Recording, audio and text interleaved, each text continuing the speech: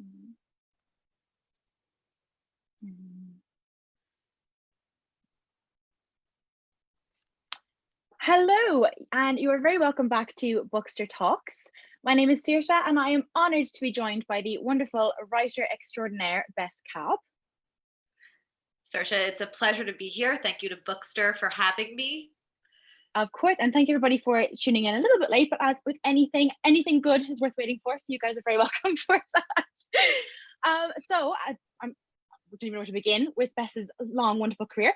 But Bess has written before for the Jimmy Kimmel Show Live, and also, which we are here to talk about today, it's her wonderful, wonderful memoir, Nobody Will Tell You This But Me, a true story as told to me, I think is the correct tagline. Sure. So I have a bit of a bad habit of asking anybody this, but if you could sum up your book in a couple of words, what would you go with? That's not a bad if that's your bad habit, then great. My fatal flaw. No, it's a great question. In a few words, fortunately, I have a liberal definition of a few. But, yeah, I would say in a few words, this book, which I can even hold up like I'm on QVC or something. Here's what I made earlier. The book is a love letter from my grandmother to me, but it is also a love letter from me to my grandmother. A few words. So I think that works. And so how did the book come about? What made you decide to kind of put it all in writing? Yeah, this book came about after my grandma Bobby, who was my best friend, and that's an odd thing to say. We were born over 60 years apart, but we didn't speak every day. We spoke on the phone as I drove back from work every day.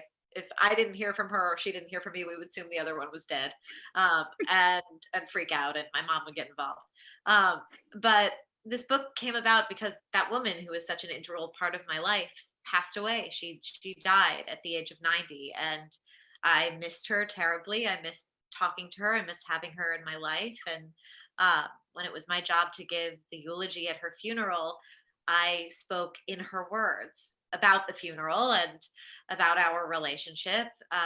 And when I did that and saw my family see that I could channel her and recognize her voice and laugh and cry along with me, I knew, okay, maybe there's something more to this. Maybe I'm able to memorialize her through her own words in a bigger way.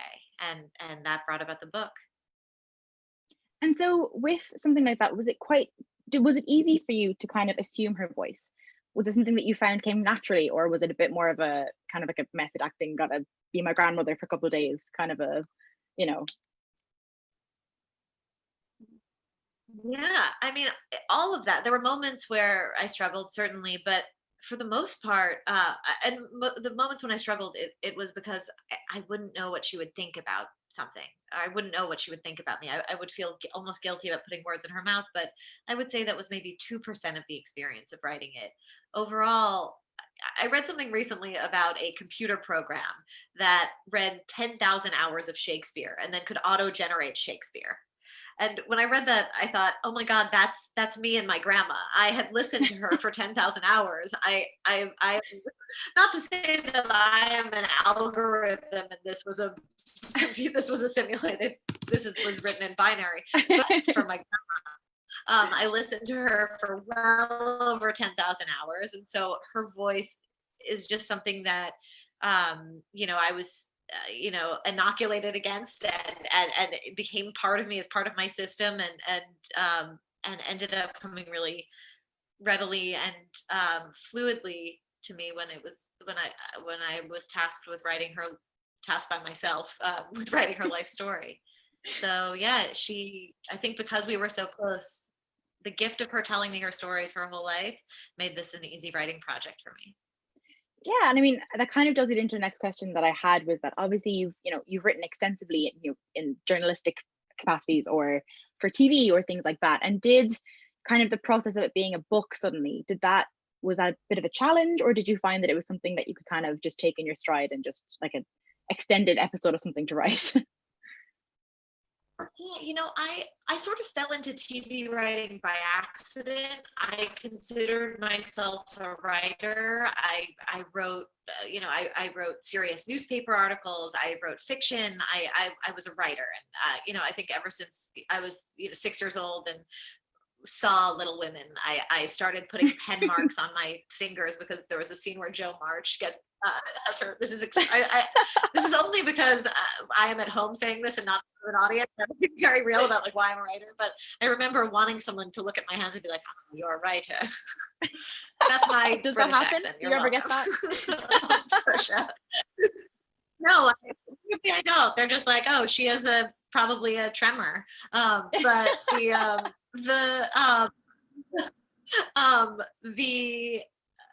so in many ways this felt like falling back into what I always wanted to do. And I had also, as a comedy writer, as a TV writer, I knew that I wanted to make this book funny. I knew that comedy would be a big part of this book. And also dialogue is a big part of this book because I couldn't untrain myself from doing that. So even though the general project came from this sort of lifelong dream to write a book and to write a real piece of writing, which isn't to say TV writing isn't real writing, but as a young, pretentious child, this is what I always envisioned. And so for that reason, so it's a complicated question, but I think there are elements of TV writing and comedy writing specifically that went into this book, the scenes, the jokes, but there's also something that felt like it was this is so cheap, but it did feel like it was a life goal to write a book. I was so excited to write a book and I welcomed that challenge. Yeah, and I think anybody who ever writes anything, you think, a book eventually, and the way it just turned out is so, not that anybody has invited me here I'm not a book reviewer, I'm not here to review your book, but it is genuinely so funny that anybody who is watching who hasn't read it, just pick it up because it is a joy to read, even if you will laugh and then next chapter be crying, but it reads, wonderfully like that. And so I read recently, I assume this is okay to talk about, but I did read recently that there was talks about it becoming, making it to the screen eventually, and that you would potentially write the screenplay for that. And I guess what's most important for you in bringing your grandmother's life, which was brought to page, bringing it to screen now? What do you think is most important to retain or anything? I think I'm so lucky that it's going to be made into a movie and that I'm writing the screenplay. And I think the most important thing, I think, is just capturing. This book tried to capture her spirit, and I don't want that to be lost in translation. I hope that the actor portraying her and I certainly trust the director, and I love the producers of this movie. I love everything they've made, this hypothetical movie, but I do trust the creative team behind it, and ended up going with the creative team that I felt that were as passionate about the book as I was. And so knowing that we're all going in with this collective vision of wanting it to be exactly like the book and wanting it to hopeful that we can all as a team pull it off. And so, yeah, I hope it preserves that feeling that you had when you were reading it. I hope it preserves the laughing and crying and turns of emotion and humor and intimacy. I hope that the movie is able to evoke in the viewer what it evoked in a reader. That's the most important thing to me. Because it's one thing to cry in our living rooms, but to be sat in the cinema doing that next is the next step. Just one more question. Your camera has broken up a small bit, so if you do find you need to move or anything, there's no problem. Just let us know. It's just we're frozen for a small bit. But I can still hear you wonderfully, so I'm sure that is fine. But just in case anything you need to move or anything, just oh, good. That's okay. Okay. The reality of Zoom yes. events. Yeah, I know. Yeah. Is it frozen again? Oh, Your okay. video has. Okay, here we go. Everybody, you're about to see my house and meet my baby. This is secretly MTV Cribs. You've all been punked. This is not Bookstr. How are we now? Is that a little better? That video is better. Yeah, I can see you now. Okay. I hope that it's kind of evened out. And just to kind of very quickly follow up on the last thing you said, do you know who your grandmother would have wanted playing her? I don't know why, but I've just got this like Devil Wears Prada Meryl Streep character coming out whenever I read it and thought about it. Oh my God. I know my grandma would say Meryl or nothing. But who knows? Yeah, I don't know, but yes, I just hope it's an actor who's up for the task. Yes. Are we frozen? And so your video is slightly, but then it keeps catching up to itself. It's, again, like you say, the reality of conducting interviews over Zoom these days. I'm sure we're all well used to it. Yeah, I think I can do about it. And so kind of just to touch on what your grandmother kind of, I guess, would have thought as well, what do you think she would have made of her, quote unquote fame after this? The book is doing fantastically well for good reason.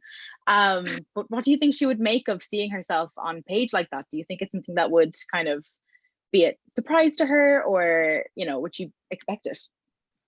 I think my grandmother, I think she would be glad that she has the audience she always wanted, that she has lots of people agreeing with her, and she has lots of people appreciating her. I think anybody would be happy with that. I also know that it's not the kind of fame that is unearned. It's people loving her because they've read her story and they've read her voice and really gotten to know her. So it's not like has gained notoriety for being viral about something. It's like people know her because people know of her because they've fallen in love with her. And so I think she has the exact right kind of fame, I guess. But also, it's very surreal. It's even surreal to be talking about her as a character. This is the woman that I love. This is the woman who has many people who love and miss her. And,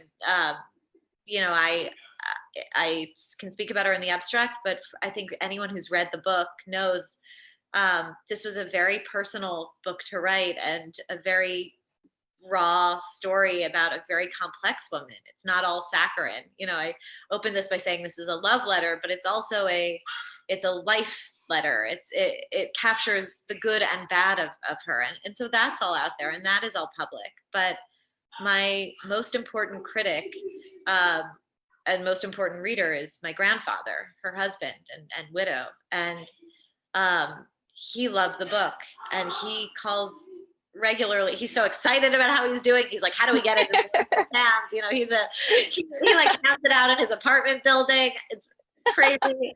And with COVID, he's like left it by the front area. It's a whole thing. Little honesty box. Oh my God, yeah, totally.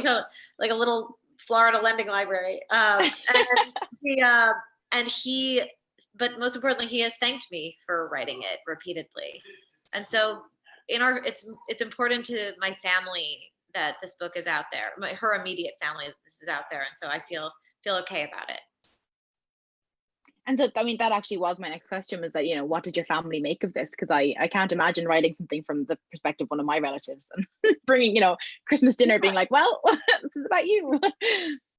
I can't speak for my cousins, and I don't want to speak for I can't speak for her sons. This was a story that wasn't about them, and I didn't ever speak for them or even introduce them. You might be hearing Theo right now.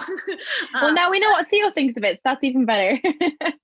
Yeah, but and here's this little jumperoo. But very glamorous.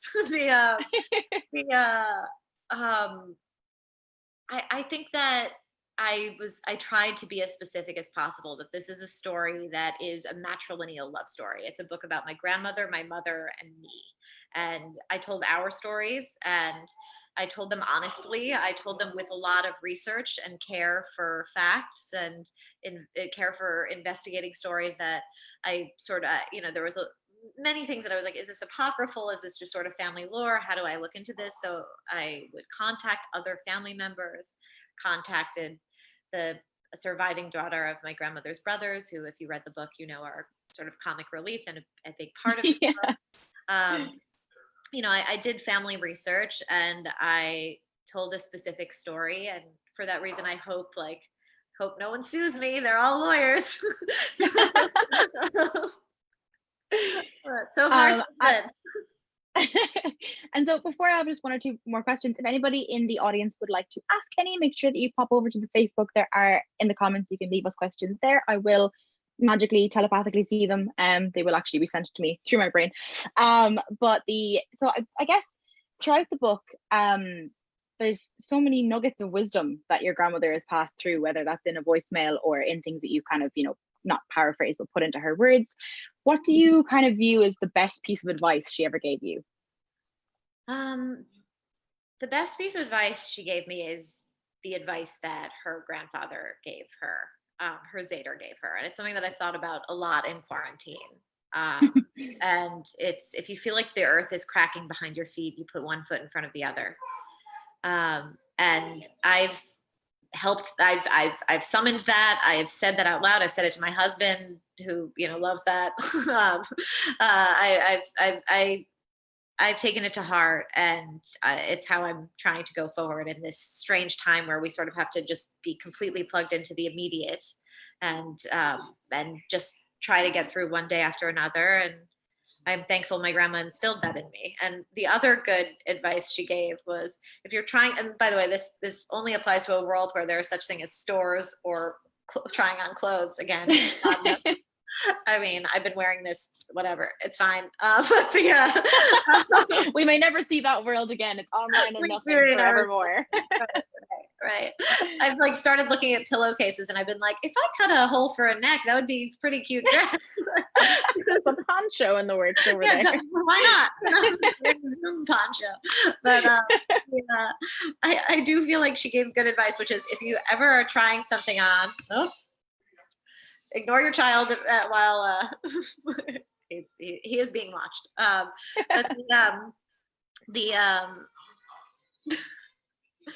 Here. All right, Bookstr, we're going back into my office. Oh, no. The full tour.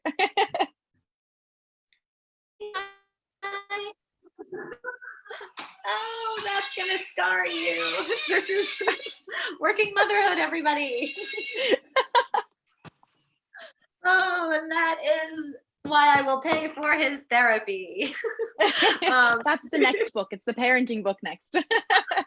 I am not qualified to write that yet, but although he is a genius and he's perfect. So I did do something right. But the other piece of advice related to shopping was, if you're trying something on and you don't immediately want to parade around the store and be like, I don't know, does this look good? Don't buy it. And that is excellent advice. I mean, it's just no two ways about it. Yep. And so the link for this, by the way, if anybody else needs it, is, like I say, in the chat as well if you need it.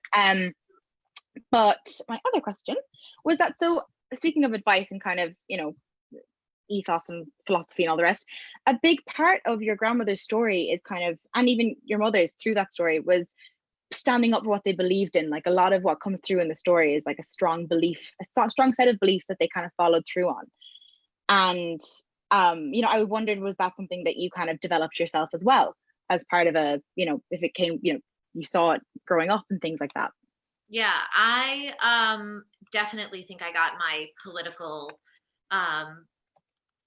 bent and leanings and everything that I get fiery about, and everything that I feel, a deep conviction about. That is because I was raised by feminists, and I was raised by people who were always involved in protest movements of their time, who were always fighting against injustice.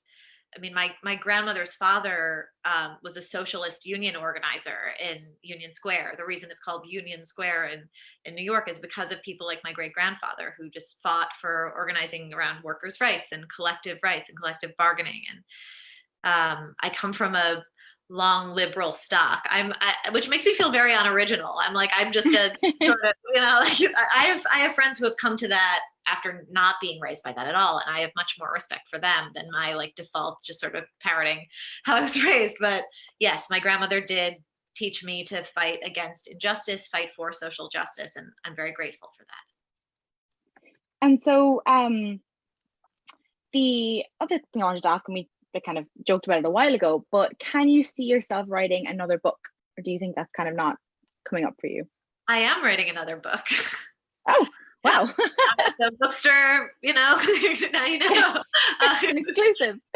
Yeah, I am writing another book. I'm very, very excited about it. And I can't say too much about it yet, but it is also something that blends fiction and non-fictional events. And it is also told in the voice of a very, very opinionated woman. Of which you've plenty of practice with now at this stage, so that's good. Yeah. And so I did have a question here from someone in the audience. Which I am taking now. So if you need to ask your own audience for any questions, your own audience, we're all watching from the same place. But if you needed to use the link to ask anybody to tweet or anything, that's perfectly acceptable too. So from our side, there is a question from Eli who said, "Did you always want to write?" Which, I mean, you've touched on already with your inky hands. I hear you're a writer with your ink fingers. So embarrassing that I volunteered that information.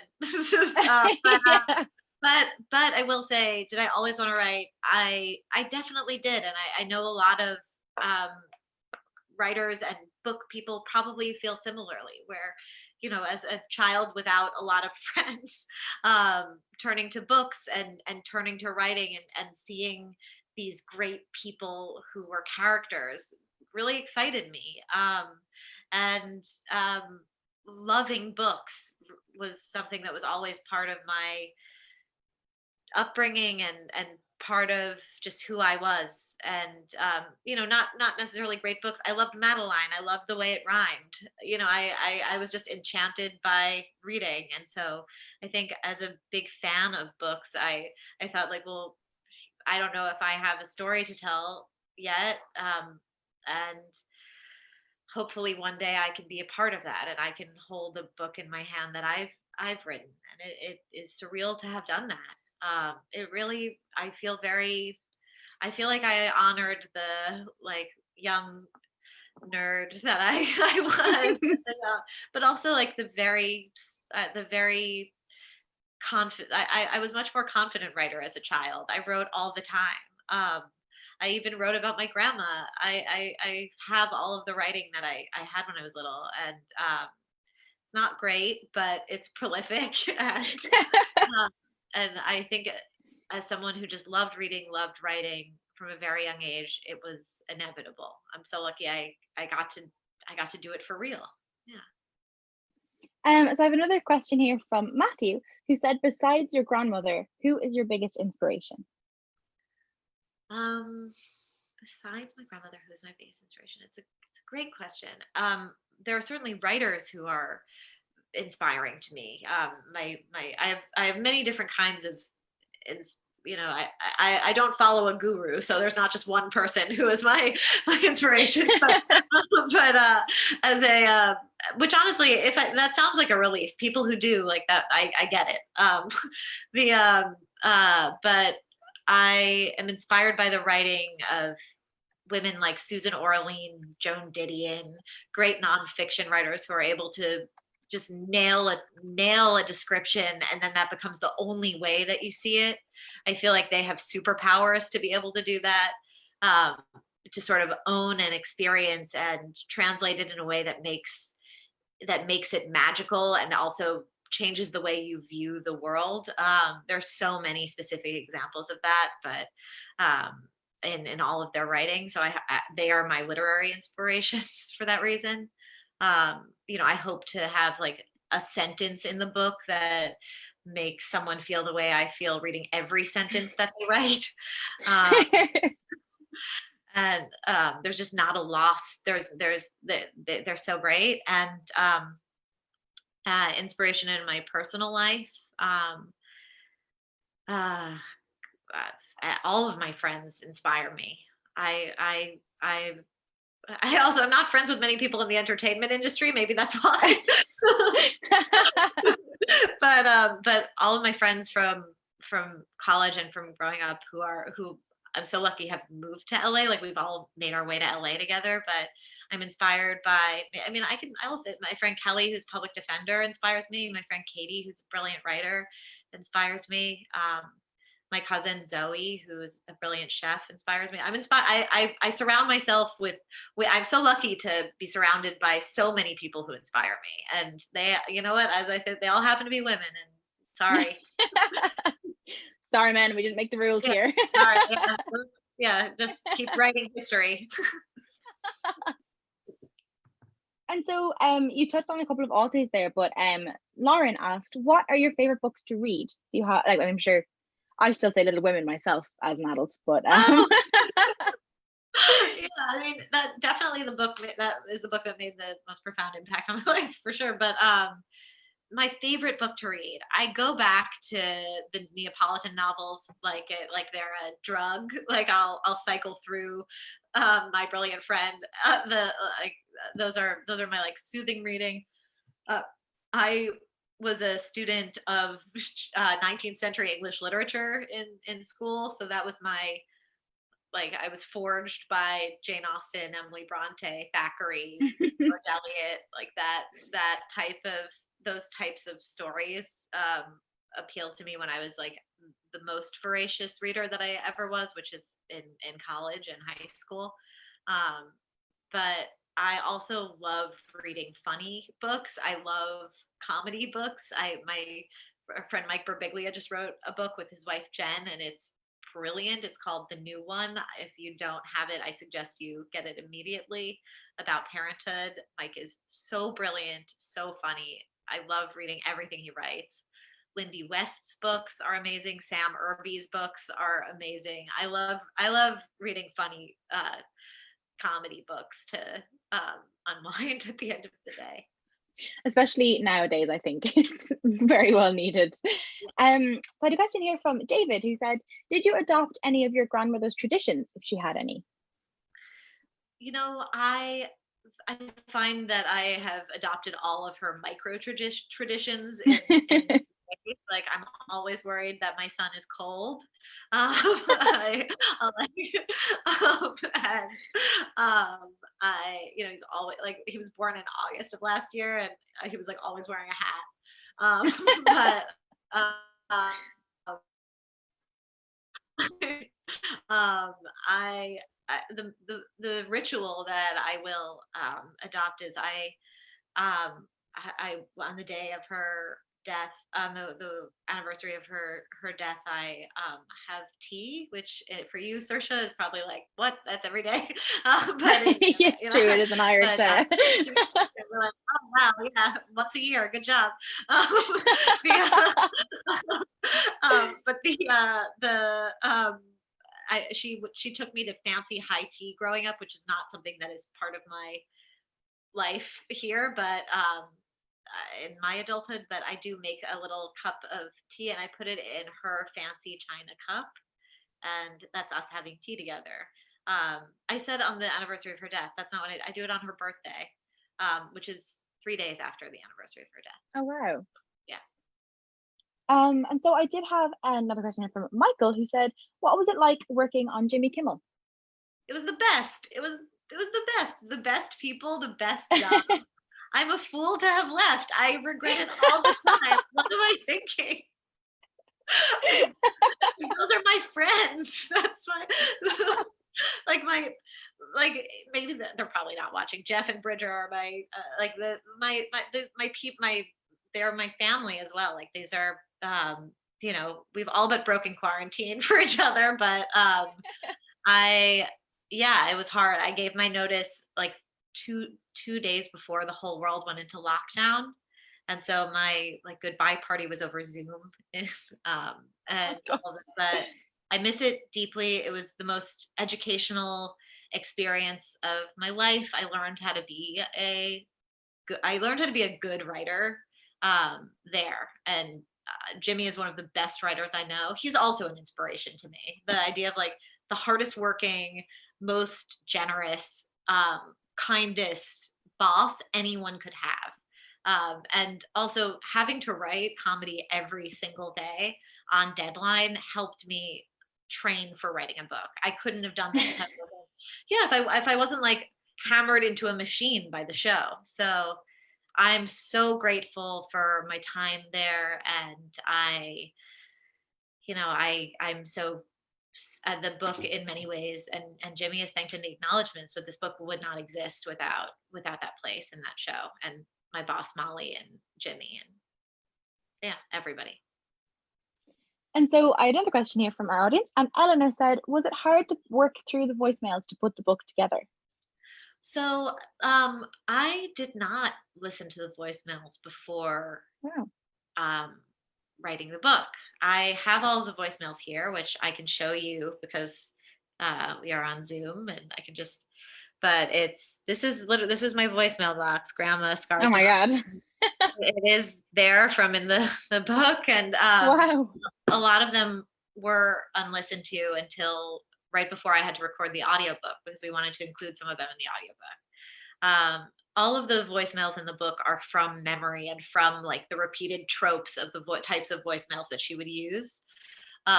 And the only time her exact words are in the book is an email from her that is in the book, and it's perfect. It is. But the best email probably anyone's ever received. That's what this is, one of my first emails, Grandma. Not my first email, one of. But we're not special. Right. I was on the list. Yeah. Email day. But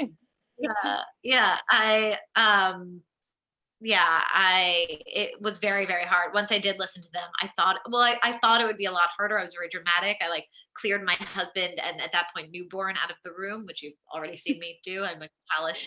I'm gonna, and after this interview, that child is gonna be so smothered in kisses, he's gonna need like read therapy. I sat down, I was ready to cry, and I ended up just laughing because she, as you know, the book was so funny.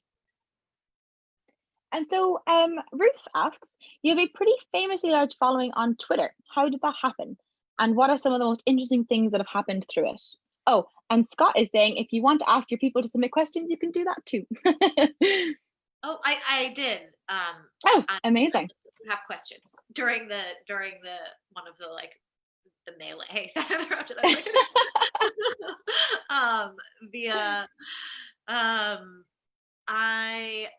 so how did I get the following? I don't know. I probably from neither do my parents or husband. They're like, oh Jesus Christ, may it all go away.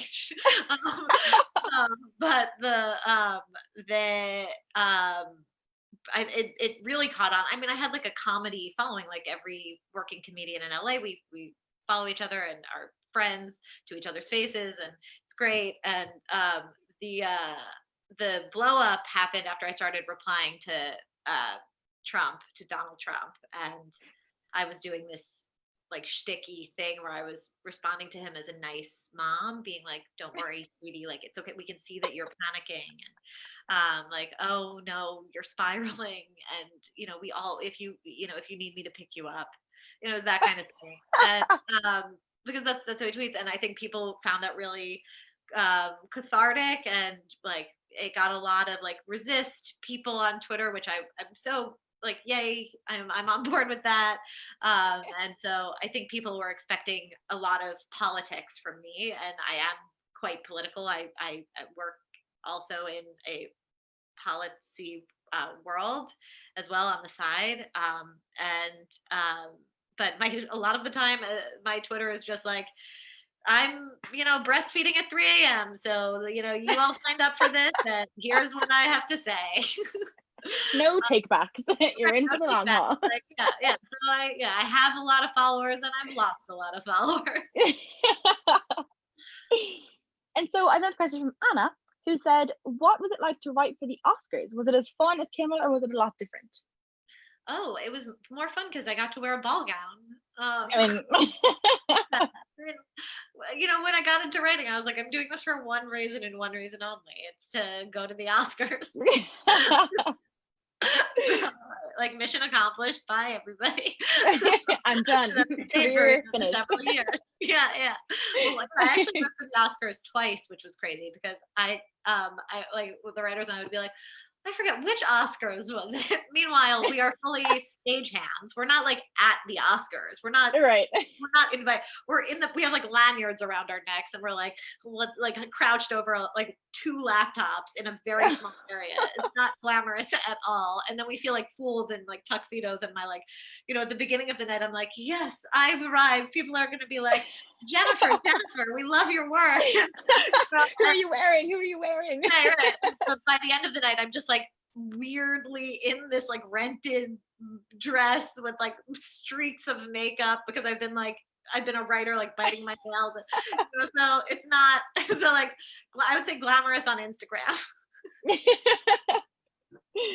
And so I have a question here from Camilla, who said, would you ever kind of branch into just fiction? Do you think like a fiction collection is in your future? My next book is definitely in the fiction right. camp. Yeah, it is. Even though there are like real events that inspired it, it is a work of fiction. Yeah.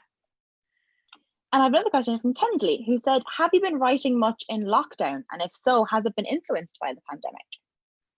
Probably in some way. I think anyone who it has crept into everything that we're thinking about, and it is the place that I'm coming from, which affects whatever output there's been. There hasn't been a ton of output. It is hard to write in the pandemic, just attending to immediate needs, being at home with the baby. It's not the most productive time of my life, but it is also not the least productive time. I'm trying, and I will. I'm doing my best. I'm just waiting for one or two if there's any more to come in there into the comments. Just one moment. So with this, just something that just came to me a while ago. Obviously in the book there was a lot of East Coast versus West Coast discourse, and I wonder, would you ever return to the East Coast, or do you think for sure? One day, I'm sure I will. One day I will. It's my that's the mothership. It sounds like from the book that your grandmother kind of was such a jet setter. Yeah. Like there's like this little throwaways. I'll fly straight to New York. I'm reading it and I was like, whoa, whiplash, weren't you just in Florida? What's happening? I am not that way. I get off of a plane and I look like I've been to war. She was like, there's like snacks on everything. I like a day of her. But yeah, no, she was great. She had a lot more energy than at 80 than I do at whatever age I am, 33. Yeah. I do have a question here from Bob, who said, what is your favorite thing about being a comedy writer? And would you also want to be in front of the camera more? In front of the camera more? No. No, this is, it's you're looking at a real face from Microsoft Word here. But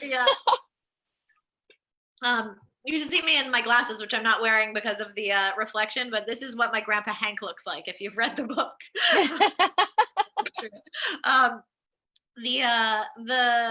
don't need to live in that world of scrutiny, but I'm not like, I don't have bad self-esteem. I just don't want to be in that world. But and I do have a bad self-esteem. And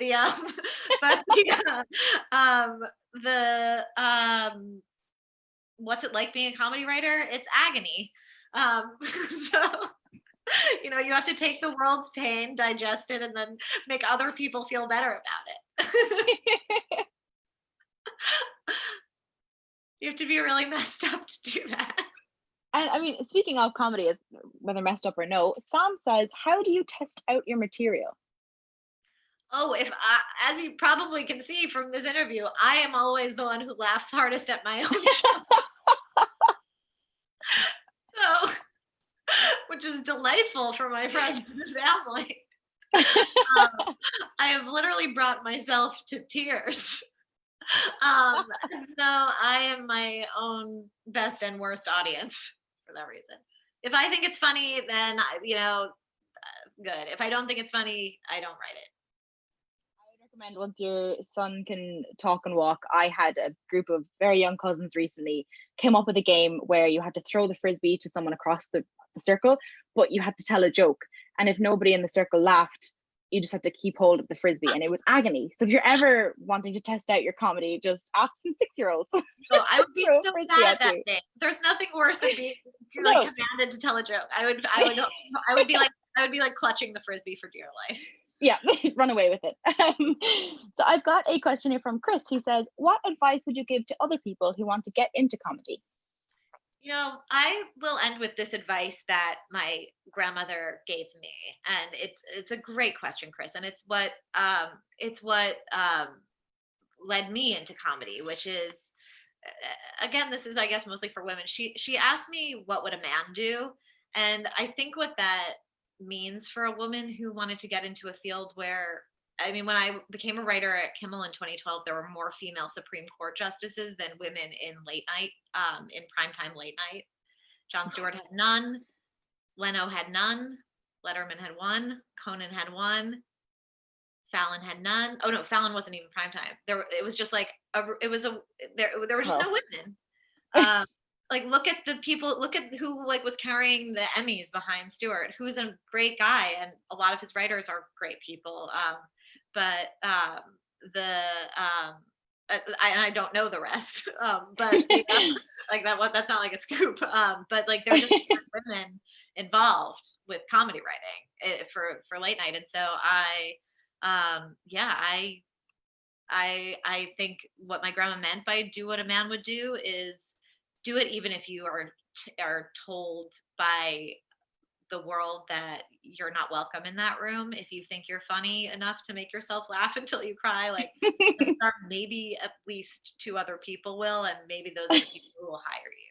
I'm so lucky that Jimmy and Molly and Gary thought I was, and then continually try to prove them right over the years. And as you say, that is a beautiful and wonderful note to finish up on. So I guess just very lastly, if you could tell people where to get your book best, where's the best place to find you? Obviously, we know we get the inside scoop on the Twitter, so definitely start with that. I would suggest you support your local independent bookstore. If you're going to buy Nobody Will Tell You This But Me, you can go to IndieBound or bookshop.org, and bookstores are in trouble right now due to closures. And so support your local bookstores and order a copy for yourself or someone you love. Yes. Excellent. And the best place to find you on your Instagram or your Twitter? Oh, Twitter at Bess. Holler in the streets at Bess. Lovely. Okay. I thank you so much to Bookstr. Thank you to Saoirse. Thank you everybody who tuned in. And now I have to go be a mother. But I and really thank you very much. We thank you too. Thank you. Have a Bye, lovely guys. afternoon.